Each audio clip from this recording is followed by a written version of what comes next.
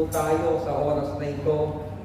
Maranasan natin ang kilos ng kanyang kapangyarihan at maranasan po natin sa anumang pasanin ng buhay, may Diyos na tumutulong sa atin at magbibigay ng tagumpay. Kaya ang aking ibabahagi, mga kapatid, ay hangin po sa Psalms chapter 55 verse 22. Salmo o awit, kabanata 55, talata 22. Psalms chapter 55 verse 22. Cast your burden on the Lord, and He shall sustain you. He shall never permit the righteous to be moved. Ilaga kay Yahweh ang suliranin, at ikaw ay hindi niya bibiguin. Hindi babayaan ang taong magaling. Sa Old Translation po ng Tagalog, itong nakasulat, ilagay mo ang iyong pasang sa Panginoon at kanyang aalalayan ka. Hindi niya titiisin makilos kahit kailanman ang matuwid. Mga kapatid, sa Panginoon, ang salita ng Diyos. Pwede na po kayong magsiupo, mga kapatid, sa Panginoon at patuloy po natin buksan ang ating kalooban. Ang ating puso, medyo may lamang po yung oras at panahon ng ating preaching ngayon dahil kailangan po nating makapos ng alas 2 ng hapon. Kaya, nakikiusap ako sa inyo, kung nakakaidlip kayo ng mga nakalipas na Sabado, pilitin yung lumaban ngayon. Amen. Kasi minsan may nagsabi sa akin, Brad, bakit ang ikli ng preaching mo? Kasi nagising siya nung give thanks na. Pero mga anak ni El Shaddai, Saturday Group, kahit may ipo yung oras ng preaching, alam ko, masaganang habag ng Panginoon sa ating mga buhay. Ang nais ko po ibahagi sa inyo, mga kapatid, ito pong simpleng title, What to do with life's burden. Ano ang bagay na dapat natin gawin sa pasan o suliranin ng ating buhay. Dinabanggit po ng Biblia, mga kapatid, sa aklat ni Job, na ang ating pasanin, intindihin, obligasyon, ay bahagi po ng pagiging tao natin. At dito po nasusubok yung ating kalakasan. Dito po nasusubok yung ating katatagan kapag napagtagumpayan natin ang suliranin natin, iba yung galakang ibinibigay nito sa ating mga puso. Ang sabi po ng Job, chapter 5, verse 7, ang tao ay tiyak nagaranas ng kahirapan kung paano may alipato na galing sa apoyan. Job chapter 14 verse 1, ang buhay ng tao ay maikli at batbat ng hirap. Ay ilan daw ang buhay ng tao, marami pang hirap. Pero gustong sabihin po ng Panginoon, kahit sa hirap na ito, may saya't ligayang ibinibigay ang Panginoon dahil wala pong hirap na dinapapalitan ng tagumpay sa buhay ng mga taong patuloy na nakipag-isa kay El Shaddai. Ano po ba yung pasanin ating binubuhat? Una, mga kapatid, yung tinatawag na burdens to do with the home. Anong ibig sabihin yan? Madalas nating marinig yung salitang home sweet home. Pero hindi po lahat ng home ay sweet. Amen. Bakit? Sa loob ng tahanan may poverty, may sickness, may broken relationship, mayroon kang mga anak na minsan nawawala ng utang na loob. May asawa kang taksil. Hindi ba? Kapag ganyan pong kalagayan ng ating buhay, pwede po bang sabihin ng salitang home sweet home?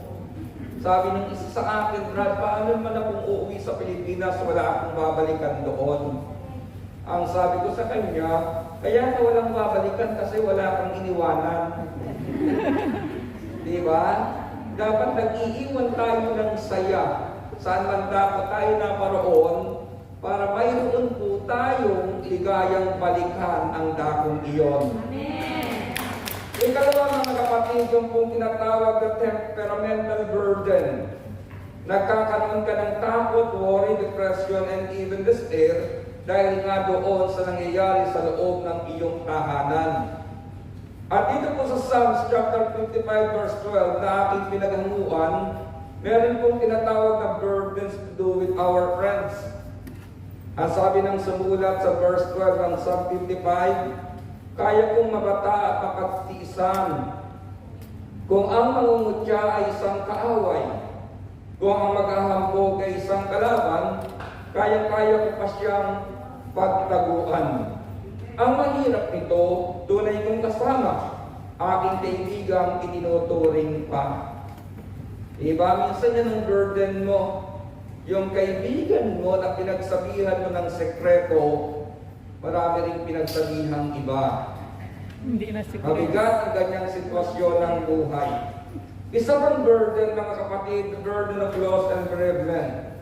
O yung ibig sabihin, yung pasan ng kalungkutan, dala ng pagkamatay ng ating mga mahal sa buhay. Ito po ang katotohanan sa buhay ng tao. May kanya-kanya tayong lungkot na iniingatan. Nakikinig po ba kayo, mga kapatid? Kahit anak tayo ng Diyos, sinasabi ng Biblia,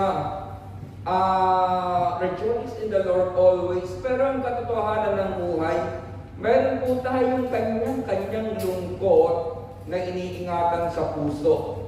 Kapag nawalan ka ng iyong mahal sa buhay, maalala mo, kahit mahabang panahon na siyang namayapa, dumadalaw ang lungkot sa iyong puso.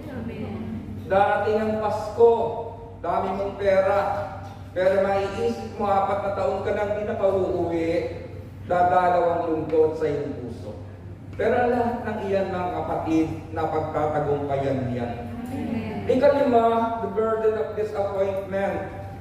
Ito yung pasan na may mga bagay kang gustong mangyari sa buhay mo, pero tila gagang bagal ng usad na matupad ang pangarap na iyan. At ang ika-6 po, mga kapatid, the burden of unforgiven sin o a guilty conscience.